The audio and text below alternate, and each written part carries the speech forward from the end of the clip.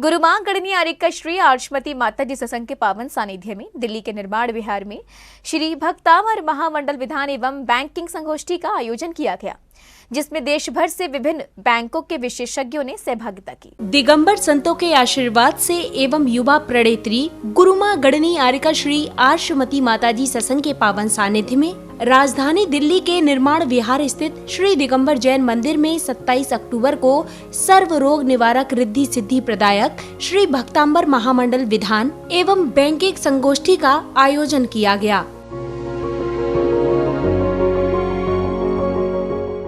प्रातः काल में प्रभु पूजन के साथ कार्यक्रमों की शुरुआत हुई, जिसके बाद श्री श्री भक्तांबर महामंडल विधान किया गया।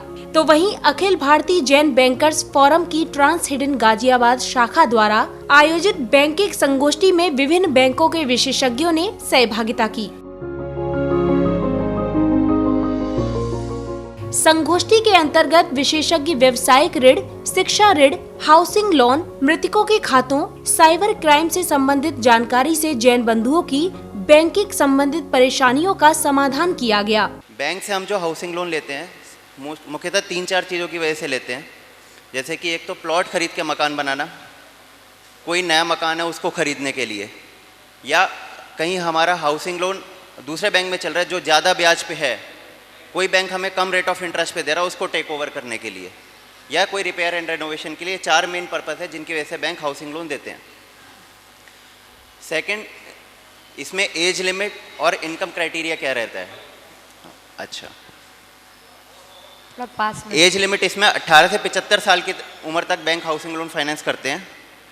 अमाउंट कितना मिलेगा वो आपकी इनकम और बैलेंस शीट फाइनेंशियल्स के ऊपर डिपेंड करता है कि आपकी इनकम कितनी है और आपका प्रोजेक्ट कॉस्ट कितना है, जिसमें से जो भी लोअर होगा उसके ऊपर बैंक फाइनेंस करता है।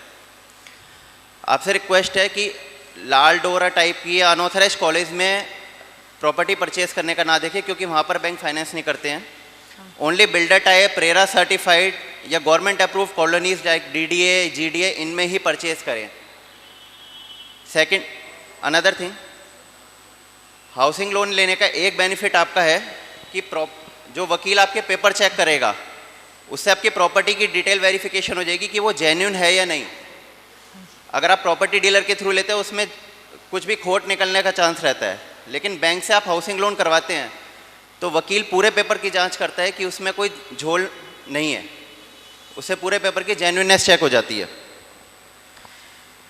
इसके बाद आपका आता है कि डॉक्यूमेंट्स क्या चाहिए, जो सबसे बड़ा प्रॉब्लम आता है लोगों को।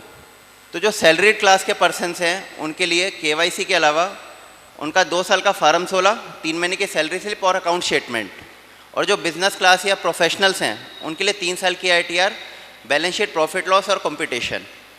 ये बेसिक डॉक्यूमेंट है जिसके बेसिस पर आपको अपना प्रॉपर्टी हाउसिंग लोन ले सकते हैं। मांगलिक कार्यक्रमों के अंतर्गत आयोजन में पधारे सभी अतिथिगणों का स्वागत सम्मान भी गणमान्य बंधुओं द्वारा किया गया। जैन फोकस के लिए दिल्ली से ब्यूरो रिपोर्ट।